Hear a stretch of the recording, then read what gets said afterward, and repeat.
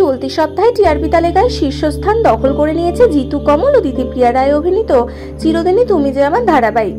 শুরুর দিকে সেভাবে ভালো ফল না করলেও হঠাৎই পুজোর পর টিআরপি তালিকায় এই ধারাবাহিকের ফলাফল দেখার মতো, যা সকলকে রীতিমতো চমকে দিয়েছে। আর সেই ফলাফল হাতে পাওয়ার পর সোশ্যাল মিডিয়ায় ফলাও পোস্ট করলেন অভিনেতা জিতু কমল।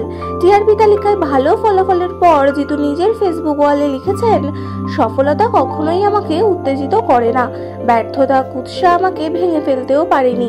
সাফল্য এবং ব্যর্থতা উভয়ই ক্ষণস্থায়ী, চিরস্থায়ী হলো সততা, কঠোর পরিশ্রম এবং দর্শকদের কাছ থেকে পাওয়া আশীর্বাদ, যা ভাগ্যবানদের কপালেই জোটে।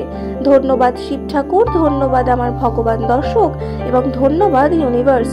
সঙ্গে লিখেছেন, নর্থ বেঙ্গলের ভাই বোন মাদের কথাও ভাববেন, যে যেমন ভাবে সাহায্য করে চলেছেন সেটা চালিয়ে যাবেন, আনন্দে গা ভাসিয়ে দেবেন না। উল্লেখ্য, কিছু মাস আগেই এই ধারাবাহিকের নায়িকা দিতিপ্রিয়ার সঙ্গে বাগবিতণ্ডায় জড়িয়েছিলেন জিতু। ভাইরাল হয়েছিল তাদের হোয়াটসঅ্যাপ চ্যাটের নানা স্ক্রিনশট। সেখানে দিতিপ্রিয়াকে অপ্রীতিকর নানা মেসেজ পাঠানোর অভিযোগ উঠেছিল জিতুর বিরুদ্ধে।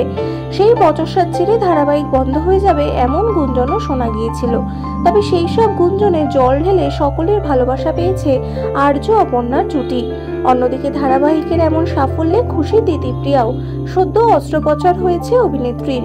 হাসপাতাল থেকে নিজের শারীরিক অবস্থার খবরের পাশাপাশি এই সাফল্যের জন্য নিজের দর্শককে ধন্যবাদ জানাতে ভোলেননি পর্দার অপর্ণা। সিরিয়ালের এরকম আরো নতুন নতুন আপডেট পাওয়ার জন্য আমাদের চ্যানেলটিকে সাবস্ক্রাইব করে রাখতে ভুলবেন না।